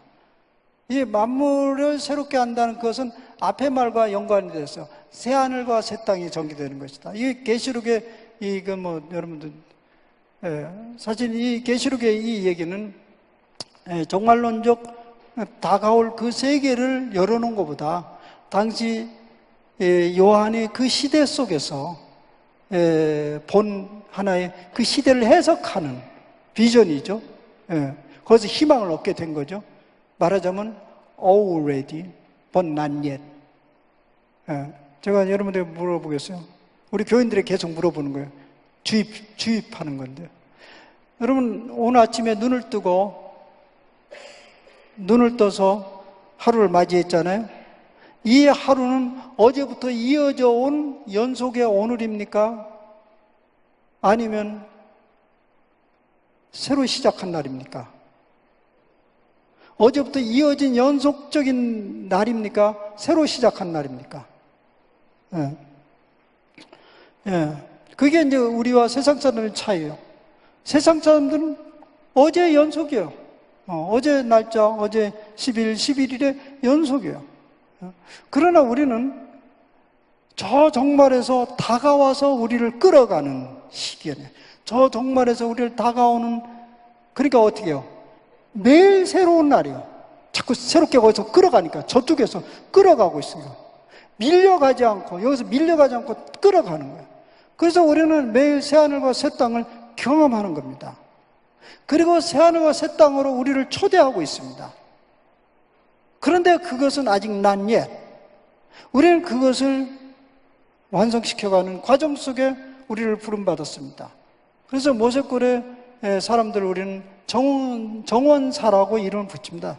하나님 나라를 읽어가는 정원사다. 그래서 우리는 지금 현재적 하나님 나라를 이루어가는 사람입니다. 현재적 하나님 나라를 살아가는 사람이다. 근데 그것은 막연한 추상적인 거 아니다. 구체적으로 어떻게 할 것인가에 이제 방법을 이제 모색하기 시작한 거죠. 근데 이제 오랫동안 이제 그 모세골이라는 그 이제 리뉴얼 센터에서 임 목사님이 그 생각을 계속 하고 계셨어요. 그래서 이 만물을 새롭게 하시는 일을 계속 전파하는 일에 수고를 하셨습니다. 그래서 거기에 여러 가지 프로그램을 할 때마다 계속 이걸 전파했어요. 당신이 나가서 이 일을 해라, 저 일을 해라, 그렇게 이제 계속 하시다가, 이제,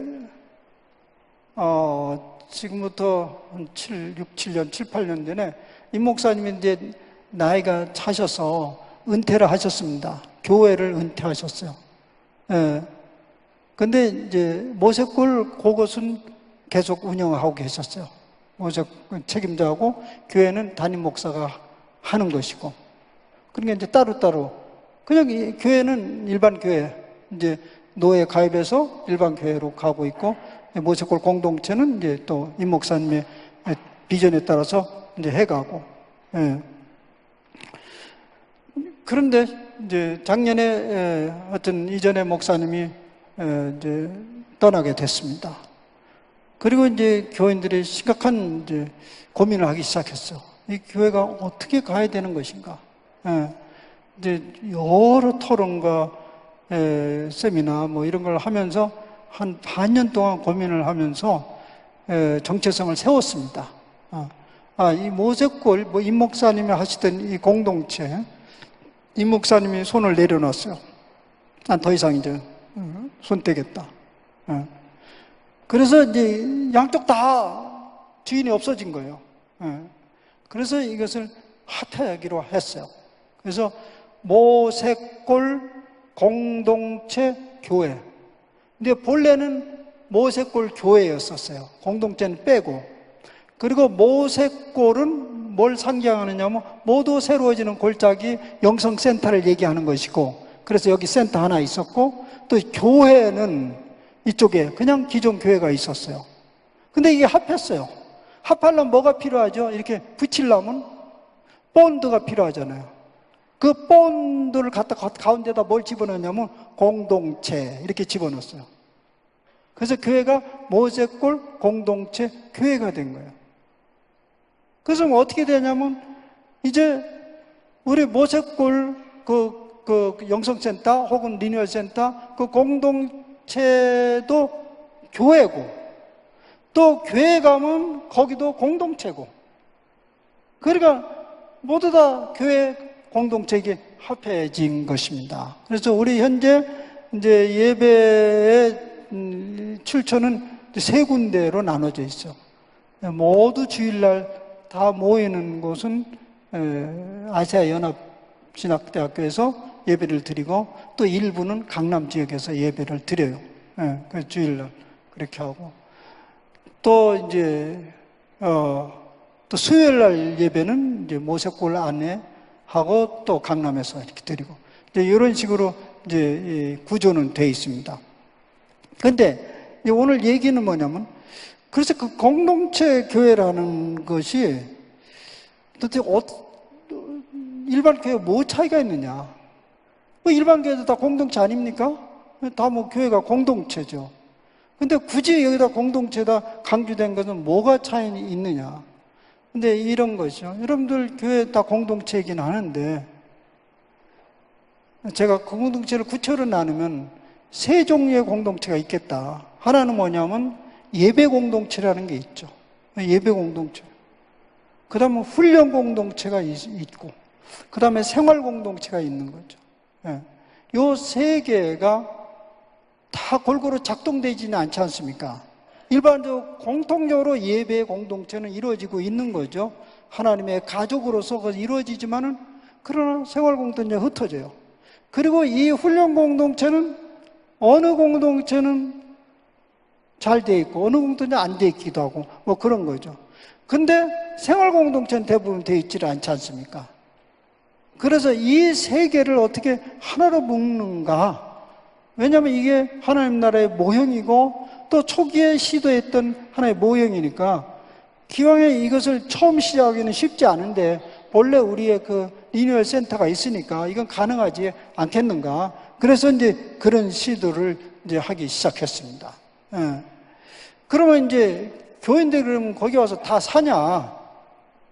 그럴 수는 없어요. 다 살면 큰일 나죠. 공간이 그렇게 되지를 않아요. 예. 그러면 그게 뭐 어떻게 공동체냐? 소수만 그렇게 하는 게 공동체로 말할 수 있냐? 그런 얘기할 수 있죠. 그래서 이것은 구조를 좀 얘기하자면 구조는 세 개로 되어 있어요. 우리는 세 서클로 되어 있어요. 세 서클로 되어 있는데 가장 핵심적인 그룹이 있어요. 그것은 같이 삶을 나눕니다. 같이 거기서 이제 사는 거예요. 가족들이 다 살고 그렇게 나누고 있고. 근데 이 삶 가족만 가지고는요, 거기를 다 이렇게 움직일 수가 없어요. 그래서 그 주위에 또 두 번째 서클에 봉사자들이 있습니다. 봉사자들은 부분적으로서 살아요. 하루 이틀 머물기도 하고 또 한나절 있다 가기도 하루 또 그런 무리들이 이제 거기 있습니다. 두 번째 공동체. 그리고 이 세 번째 가장 큰 서클은 이제 교회 공동체죠. 그런데 이들이 단지 예배만 드리는 교회 공동체는 아닙니다. 어쨌든 이 공동체에 연결을 해야 되기 때문에 이들은 돌아가면서 우리 학교에서 하고 있는 주말 프로그램을 갖게 됩니다. 그래서 돌아가면서 공동체별, 우리는 소공동체라고 교회에서 얘기하면 구역이죠. 돌아가면서 거기에서 이제 머물면서 이제 훈련을 받고 공동체 생활을 하도록. 그래서 모든 교인들이 그 공동체를 움직이도록 합니다. 그래서 이제 기본적으로는 우리 사는 사람들은 목회자, 그리고 일부 펠로우라고 있죠. 단기간에 거기서 머물고 있는 사람들, 그런 사람들, 그리고 같이 시설 관리 여러 가지 또 우리 뜻에 같이 있는 사람 같이 살아가고 있고요. 주변에 이제 봉사하고 있는 사람들은 매 학기 모집을 하는데 이번 학기는 63명이 참여해서 이제 돌아가고 있습니다.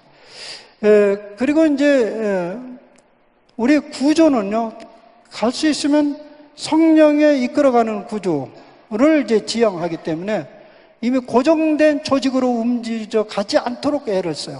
고정된 조직으로. 그렇게 뭐냐면 직분이 딱딱 있지를 않아요. 그래서 우리는 모두 다 형제 자매로 그렇게 부르는데요. 사실 임 목사님이 오래전에 그렇게 했어요. 형제 자매로. 그래서 목사님도 나도 임 형제라고 해줘라. 이명수 형제. 근데 교인들이 그것은 끝내 못하고 말았어요. 할 수가 없대요. 나도 유해룡 형제, 목사. 그래서 저는 이렇게 하면 이제 생각을 하고 있어요. 근데 이제 이게 구조가 없으니까 이제 노예 문제가 되잖아요. 그래서 노예 가입을 하느라고 장로는 세웠어요. 근데 장로만 있어요. 뭐 권사, 집사 이런 직분은 하나도 없어요. 근데 장로를 세웠는데 이 장로도 우리는 한구직은 아닙니다. 그냥 장로 형제들이에요. 우리는 장로 형제라고 이름을 붙입니다. 그러니까 장로 형제, 뭐 고장로 형제, 아니면 길으니까 그냥 고형제 이렇게 얘기하기도 하고 고장로 형제라고. 그래서 내가 앞으로 지금 슬슬 접근하는데 목사 형제라고 불러줘라. 목사 형제. 그러니까 이것은 하나의 그 기능적 차원이지 어떤 계급적 차원은 아니에요. 그래서 한구직이 아니라는 것은 이제 선출직이긴 한데 이제 임기가 5년이요. 5년이고 한 번 더 뽑힐 수가 있는데 그러면 3년만 더 해요. 그럼 8년이면 그냥 아웃되고. 뭐 근데 이 장로들의 생각이 그래서 그런지 자기가 특별한 어떤 무슨 계급적인 그런 의식이라는 게 있을 수가 없고 가지지도 않아요. 그저 그냥 가장 바쁘고 가장 짐을 많이 짊어져야 되는 일꾼이요. 그분들은 대부분 모세골에서 하루 이틀 머물면서 그 여러 가지 구역을 맡아서 청소를 하고 또 불을 깎고 또 교회 일을 하고 뭐 이런 일들을 이제 책임져서 당신은 그거 책임지니까 그거 책임져서 사람을 모으고 이런 일을 하고 있습니다.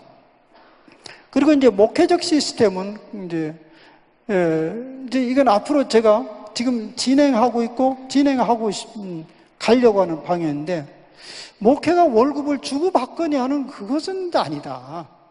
돈 얼마 주고 보너스 얼마 주고 이거 주고받고 그러고 일 못하면 나가라 들어오라.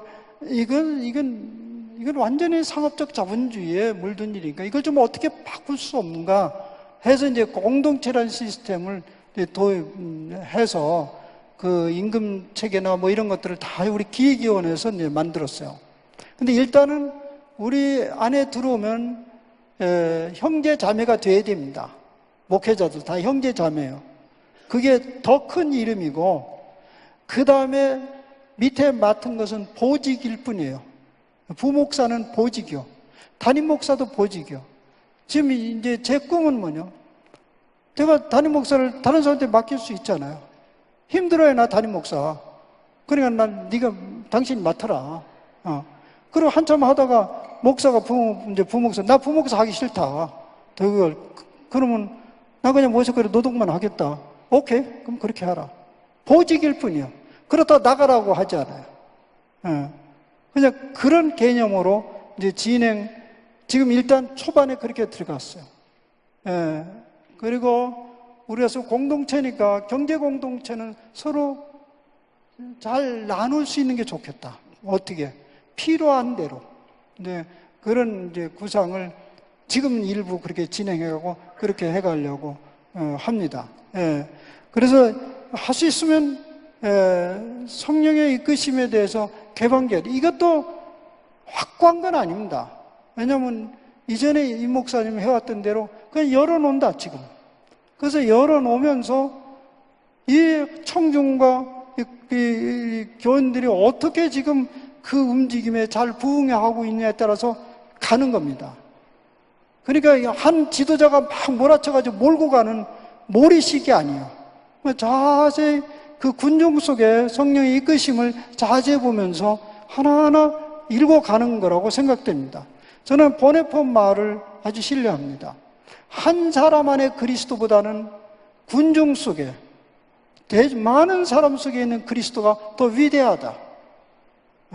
한 개인의 지도자가 아무리 위대할지라도 사실 많은 사람들의 얘기를 들어보면 그보다 더 뛰어난 지혜가 나온다는 것을 저는 많이 배웠습니다. 특별히는 장로신학대학교에 이제 은퇴할 때까지 있으면서 글쎄요, 제가 밖에서도 하는 얘기를 내가 하니까 장로신학교의 큰 장점은 뭐냐면 색깔이 없다는 게 장점이에요. 왜냐하면 모든 사람의 소리를 들을 수가 있어요. 특히 우리 교수 사회를 내가 보니까 교수가 다 교수에 들어가서 다 한마디씩 할 수 있는 곳은 아마 대한민국에 우리 학교밖에 없어요. 다 한마디씩 하고 싶은 얘기 다 해요. 근데 가만히 들어보면 맨 처음에는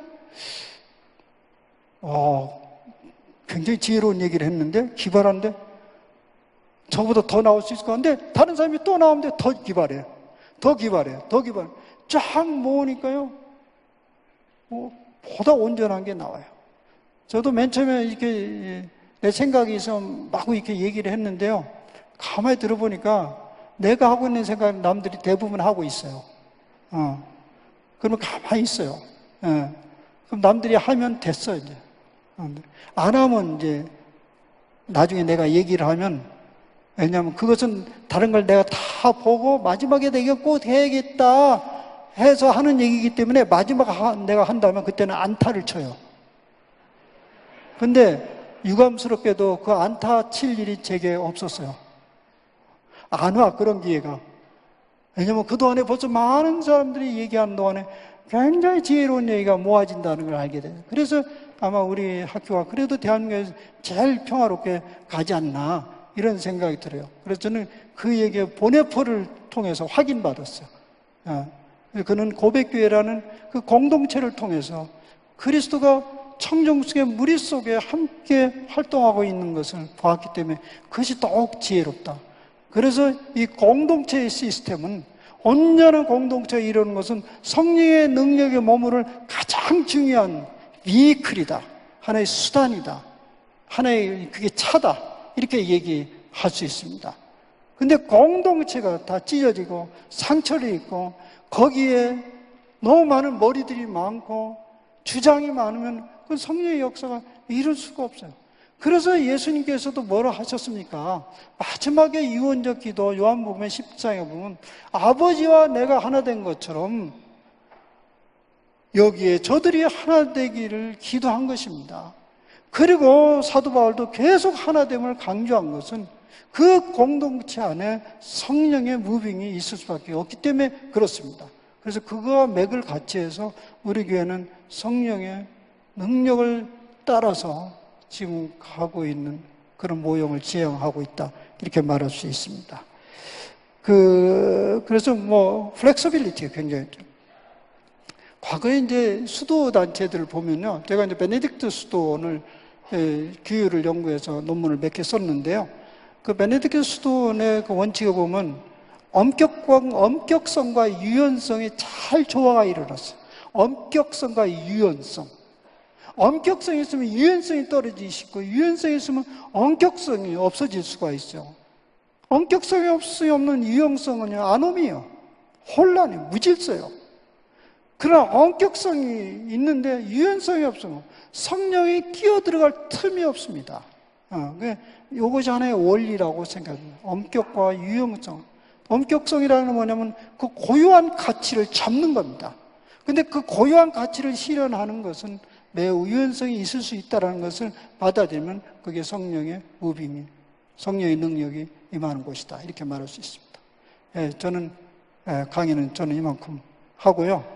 이제 여러분들의 시간이 되겠습니다.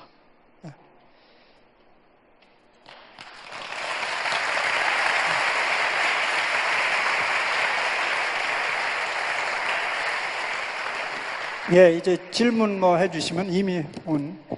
네, 지금 그 임원들 들어오셔서 마이크 하나씩 챙겨서 이제 흩어져 주시고요. 그 손을 들어서 표시해 주시면 저희 임원들이 마이크를 가져다 드릴 겁니다. 그러면 궁금하셨던 거, 교수님 근황 질문 같은 것도 괜찮은? 뭐든지. 네, 뭐든지 괜찮다고 하시니까요. 은퇴하시고 어떻게 지내시는지 궁금하신 것도 질문해 주셔도 될 것 같고, 강의 들으신 내용들 질문해 주셔도 될 것 같습니다. 네, 손을 들어서 표시해 두시면 임원들이 마이크를 가져다 드리도록 하겠습니다.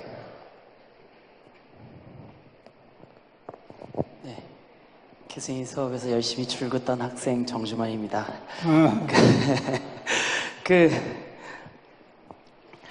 제 교수님 이제 모세골 가시고 난 뒤에 열심히 교수님 설교 듣고 하면서 들었던 생각이 혹시 거기에 신학생을 위해서나 아니면은 좀 일반 교회에서도 이렇게 청년들을 데리고 참석할 수 있는 영성 프로그램이나 하셨던 영성 기도를 가르쳐주는 그런 세션을 여실 생각이 없으신지 묻고 싶었습니다. 우리가 지금 하고 있는 프로그램이 이제 크게 일상이라고 있어요. 일상이라는 것이 그냥 우리 공동체 삶에 일상에 같이 참여하면서 경험을 해봐라. 그런 것이 이제 화요일에서 금요일까지 있는데요. 그런데 그게 이제 1학기 때는 한 달에 한 번만 열었어요. 그런 일상 프로그램을. 왜냐하면 제가 학교에 있고, 임 목사님도 하시기 어렵고. 근데 2학기 때는 이제 2번을 열었습니다. 현재는 한 달에 2번을 열어요. 그런 프로그램을. 그래서 오늘은 지금 목회자 프로그램 어느 노회에 위탁에 왔는데, 그리고 나머지 일상은 일반 사람이 열려져 있어요. 그래서 앞으로 우리 지금 공동체 식구들의 능력을 자세히 봐서 이게 충분히 감당할. 왜냐하면 이제 그런 프로그램 들어가면 풀로 이것을 봉사할 수 있는 사람이 막 움직여야 되거든요. 그게 작은 움직임이 아니에요. 여러 가지. 여러분들 거의 봉사자가 오는 사람만큼만 붙어요.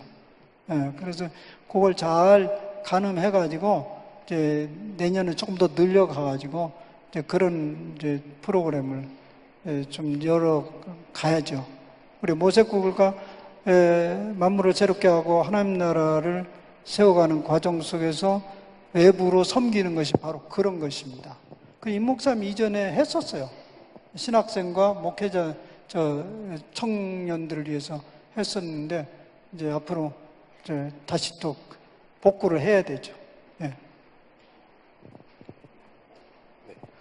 네, 그럼 다음 질문 받도록 하겠습니다. 네, 이쪽에 네, 마이크 주시면. 네, 저는 2학년 이춘수라고 합니다. 강의 감사하고요. 그 개인의 영성 여기 있습니다. 목사님, 교수님 여기 있습니다. 네, 개인의 예. 개인이 영성의 어떤 그 삶을 살아가는 데 있어서 묵상이 이렇게 지향, 자기 성찰하는 그런 지향은 개인 차원에서도 필요한데 그 교회를 하나의 유기체로 이해한다면 집단으로서의 영성 또한 있다고 생각을 하거든요. 그러니까 개인이 자기 성찰하는 것 못지않게 교회 공동체를 하나의 집단으로 유기체로 이해한다면 집단의 영성 또한 있을 것 같은데 그 교회 지도자로서 살아가야 하는 저희가 집단, 내가 속해 있는 이 공동체의 영성을 성찰할 수 있는 구체적인 어떠한 표징까지는 너무 심각한데 어떻게 그걸 성찰할 수 있는 구체적 방법들이 좀 있을까요? 네. 제가 지금 얘기를 신학적인 정확한 터미널로지로 얘기하면 좀 힘들어지겠죠. 거기에 영성이라는 말을, 그 집단의 영성이라는 말을 표현하는 건 적합하지 않아요. 왜냐하면 인간학적인 문제. 집단의 하나의 신앙적 색깔이나 흐름을 얘기하는 것 같은데요. 그 흐름을 이제 잘 파악하고 끌어가야 되는데, 사실 그 주체자가 누구여야 되냐고요. 그건 목회자예요. 지금 이제 목회자가 두 종류의 목회자가 있을 수 있다고 봐요. 청중의 흐름을 상황을 파악하고 잘 그것을 끌어가는 집단이 있는가 하면 그냥 청중에 의해서 쫓아가는 지도자도 있죠. 근데 청중에 그야말로 아까 얘기했는데 보네포 얘기대로 그 청중 안에 있는 그리스도가 위대하니까 그냥 쫓아가기만 하면 된다. 그러면 그것만치 좋은 건 없어요. 근데 일방적으로 그렇게 되지 않으니까 지도자가 결국 그 표대를 내걸고 방향을 잡아줘야 되는데 그 지도자가 결국 청중들의 파악을 아주 끌어가야 되죠. 그러니까 청중들을 깊게 이해하고 공감을 가져야 되죠. 그것을 지도자는 연습을 해야 돼요. 청중을 읽어내야 된다고. 근데 청중을 읽어내고 다른 사람이 읽어낼 수 있는 방법이 뭘까요? 그 방법은 다른 게 아니에요. 자기 자신을 깊게 이해하고 받아들이면 청중도 이해하게 돼 있다는 게 원리예요. 왜냐하면 저는 그 논리를 이렇게 얘기해요. 우물이 여기저기 많아요. 우물. 겉으로 보면 다른 우물처럼 보이지만은 깊게 파들어가면 결국 한 수맥에 흐른다는 걸 알게 돼요. 이 물도 이 물도. 그러니까 이 물이 뭐냐면 나가 저다. 이렇게 알 수 있어요. 이런 원리예요. 우리 자신의 근본적인 이해를 깊게 하면 청중도 충분히 이해할 수 있다고 보는 거예요. 메카닉들이죠. 자동차 수리하는 사람들, 기술자. 그 사람이 이 많은 자동차를 다 섭렵해가지고 모든 자동차를 다 배워야만 다 고칠 수 있습니까? 그렇진 않아요. 몇 가지 원리만 알으면 자동차를 다 고칠 수 있는 것처럼. 그래서 기본적으로 자기 자신을 깊게 알으면 청중도 깊게 이해할 수 있게 끌어갈 수 있다. 보통 청중을 잘못 끌어간 사람 보면 자기 주제 파악을 못하는 거예요. 우리나라 국가 지도자가 그런 일이 벌어졌잖아요. 자기가 누군지를 전혀 몰랐어요. 그러니까 청중들도 모르는 거죠. 그는 백악관 아니고 청와대 앉아가지고 광화문에서 왜 저런 짓을 하는지 전혀 이해 못했죠. 그죠? 한동안 이해 못했어요. 왜 저런 짓을 하지? 근데 왜 그럴까요? 자기 자신을 몰랐기 때문에. 저는 그렇게 받아들여요.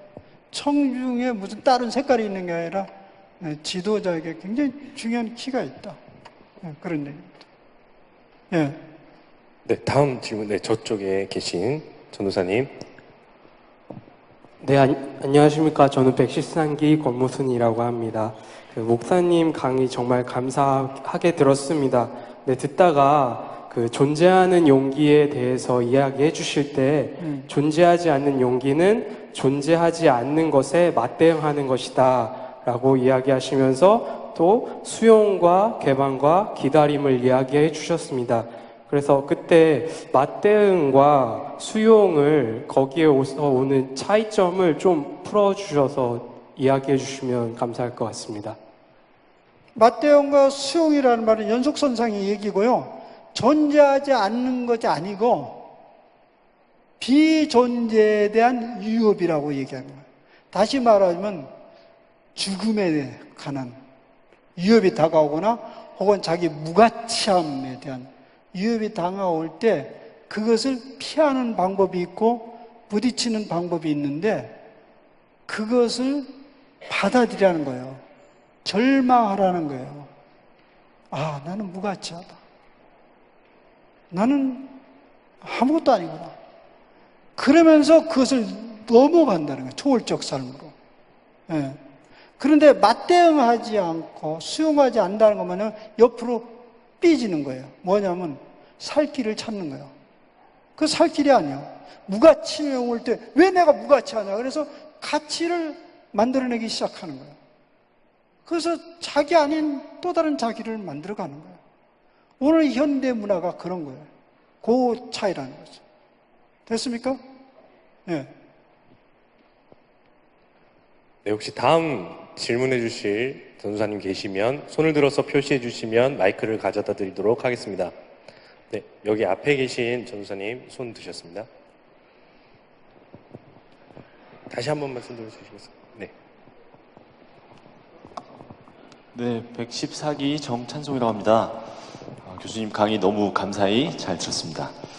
저는 두 가지 질문을 드리고 싶은데요. 첫 번째는 저희가 이제 성령 하나님을 강조하고 또 성령 하나님을 찾고 구합니다. 근데 성령 하나님으로서의 하나님을 저희가 구하기도 하지만 삼위일체 하나님으로서의 성령 하나님, 그러니까 이것이 어떻게 다른지 혹은 다르지 않다면 다르지 않은 건지 그거에 대해서 첫 번째 궁금하고요. 두 번째는 성령 하나님과 저희가 매일의 삶을 교제하고 또 하나님을 만나고 알아간다라고 했을 때 어떻게 구체적으로 내가 하나님을 만났는지, 물론 극적인 경험들이 있지만 꼭 그런 것들이 있어야만 내가 하나님을 만났다라고 하는 것은 아니니까요. 그래서 그런 것이 없을지라도 하나님을 내가 어떻게 구체적으로 만나갈 수 있는 건지 그 두 가지 대해서 여쭤보고 싶습니다. 사실 이 성령론의 삼위일체론은 지금도 뜨거운 감자입니다. 2000년 동안 그래왔어요. 이제 이 교회에서 전통적으로 성령을 얘기할 때는 성령님의 에너지나 파워나 그런 게 아니고 인격체다 이런 말을 계속 해왔어요. 그러니까 이야기가 더욱 어려워지기 시작한 거예요. 예. 근데 오늘날에는 아예 성령님은 에너지고 능력이고 에너지라고 말해야 된다. 일종의 이제 몰트만 그런 이제 얘기하고요. 사실 동방정교에서도 많이 그렇게 얘기하고 있습니다. 근데 이제 삼위일체 입장에서 성령님을 얘기할 때 불가피한, 그 성령님을 얘기할 수밖에 없는 불가피한 이유가 하나 있다고 뭐냐면 예수 그리스도이십니다. 삼위일체는 엄밀히 말해서 뭐 때문에 생긴 거냐면 예수님 때문에 생겼다고 볼 수 있습니다. 예수님이 없으면 삼위일체를 그렇게 골머리 아프게 이해할 필요가 없습니다. 예수님이 누구냐? 예. 그래서 결국 그 유명한 교리 싸움이 있었던 거 아니에요? 필로이케. Holy Spirit comes from the Father and the Son. 서방교회 이론이지만 동방교회는 Holy Spirit comes from the Father through the Son. 그러니까 성령님이 아버지와 아들 동께에서 오느냐, 아들을 통해서 아버지로부터 오느냐, 이 싸움이잖아요. 예. 근데 이 삼위일체를 정하는데 예수님을 어느 위치에 넣느냐, 그 얘기 때문에 얘기된 거예요. 저는 개인적으로는 예수 그리스도를 통해서 아버지로부터 성령님이 오신다. 그러니까 아까 파스카 신비를 제가 강조를 한 겁니다. 예수님이 없이 성령을 말하지 마라. 예. 오늘날 이제 어떤 우리 영성 신학자들은 성령님이 역사하고 있다고 생각하는 그곳에 성령님이 더 자리하지 않을 가능성이 아주 높다. 그렇게 얘기를 했는데 그걸 뭘 보고 얘기하냐면 사람이 되신 인간 예수가 자리할 자리가 없을 때 성령님은 거기에 있을 수가 없다. 그런 얘기를 합니다. 그래서 독립적으로 성령님을 얘기할 수는 없는 거죠.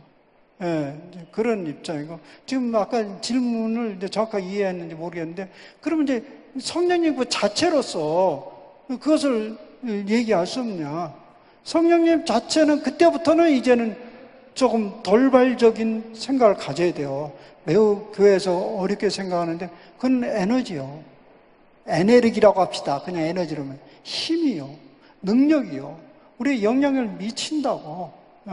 근데 오랫동안 그것을 단지 보이는 은사적인 측면에만 거기에만 관련을 진 거예요.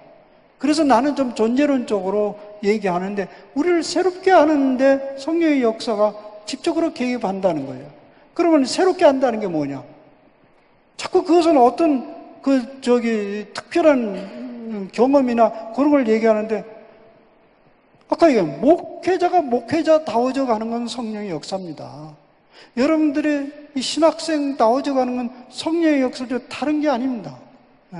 그런 것으로 이해할 수 있죠. 그리고 아까 두 번째 뭐라 그래서 비슷하게 얼른 하나만 힌트만 좀. 답을 다 했는지 아니면 아까 하나 뒤에 있었던 것 같은데.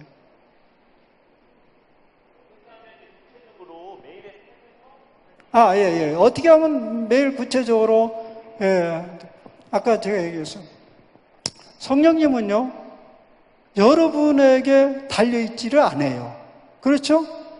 성령님은 만물을 새롭게 하시고, 온 우주에 충만한 생명의 영이십니다. 지금 계속 활동하고 계십니다. 따라서 우리는 그를 향해서 개방적인 자세를 가지라는 거예요. 유연하고 개방적인 자세를 가지면 그 물에 실으면 되겠습니다. 그래서 저는 묵상의 자세라고 얘기했어요. 오늘 아침에 기도합니다. 매일 기도하는 거예요. 온 만물에 충만하신 생명의 영이신 성령님을 내가 환영하고 초청합니다. 무엇을 지금 하려고 하지 않고 무엇을 그 자격을 갖추려고 하지 않습니다. 그저 충만한 그분을 환영합니다. 초청합니다. 나는 거기에 머물러 있습니다. 그 자리에. 그런 삶이 중요하다고 보는 거죠. 방법이 없어요. 그냥 머물러 있어요. 제가 오래전에 경험한 얘기를 할게요. 상징적인 얘기인데 제가 오랫동안 여기 새벽기도 학교에서 내가 오래 살았기 때문에 제가 이제 새벽기도 오랫동안 여기서 새벽기도를 나오고 그걸 인도하고 그랬는데요. 보통 저는 아침에 새벽에 침묵 기도를 해요. 소리 지르고 그렇게 하지 않는데 웬만치 떠들어도 전 잘 받아내요. 근데 잠을 못 잤거나 피곤하면 옆에서 떠들으면 기도가 안 돼. 그러면 나가면 되는데 나가고 싶지는 않아요. 그냥 매일 하던 습관대로 있고 싶어. 다른 데도 안 가고 싶어. 그냥 그 자리에 앉아 있어. 그러면 이제 피곤하면 못하면 옆에 사람 기도 들어요. 이제 가만히. 그래서 기도 들으면 어떤 건 아멘 하다가 어떤 건 왜 저렇게 기도하나 그러고 그래가지고 들어요. 한 일주일을 그런 적이 있어요. 근데 보통 자기 앉던 자리에 앉잖아요. 그리고 앞에 앉는 사람은 상당히 성실한 사람이잖아요. 잘 거기에 앉아요. 근데 그분이 그 앉아서 기도를 하는데 주어 동서 서술하 가지고 분명하게 계속 기도를 하는 거예요. 30분 이상을. 또릿또릿하게 그냥 막 이렇게 하면 괜찮은데 아주 너무 뚜렷하게 해가지고 도무지 내 기도를 할 수 없어. 그냥 거기 같이 따라 갔어요. 그래서 다 파악했죠. 다 파악해서 이제 거의 중반을 넘었다. 이제 끝으로 가고 있구나. 그래서 다 파악을 해서. 그래서 이제 어느 날 이제 그리고 제가 기숙사를 한 바퀴 돌았는데 그 학생 딱 마주쳤어요. 마주쳐가지고 내가 얘기했죠. 당신 비밀 다 탄로났는데. 근데 그 학생은 사실 내가 그 자리에 계속 있는 것도 뭐 인식을 못 했던 것 같아요. 예. 그 다음 새벽에 와보니까 없어졌어, 그 자리에. 근데 그게 이제 결국 뭐냐면 그 학생은 계속 반복해서 하는 내용이 반복된 기도잖아요. 이제 뭐 자기 얘기부터 시작해서 기숙사 아이들 학교 뭐 교회 동네 방네 돌아다니다가 세계로 갔다가 이렇게 이제 돌아오거든요. 근데 저는 그걸 다 들으면서 속으로 이 생각을 하고 있었죠. 아, 이제 성령 하나님께서 말씀할 차례인데. 근데 그는 벌떡 일어나서 가버려. 성령 하나님 가만히 쳐다보고, 아이고, 멀쑥해져, 성령 하나님이. 이제 하도 자기를 불러가지고 성령 하나님이 와서 기다리고 있는데 가버려. 머무름이 없는 자기 만족적인 기도. 그리고 본인은 시원한 거예요. 오늘 30분 했으니까. 말하자면 저는 좀 거친 말로 됐으니까 시원한 거예요. 머무르라고. 머물러요. 저희 귀를 기울이고 머무른 자세가 필요하다. 그런 얘기입니다. 방법이라면 그거예요. 똑같은 아까 얘기죠. 예. 됐습니다. 예. 네, 너무 아쉽지만 시간 이 시간 예. 됐어. 더 혹시 하실 아니. 예. 너무 아쉽지만 저희 시간 관계상 질의응답을 여기서 마치도록 하겠습니다.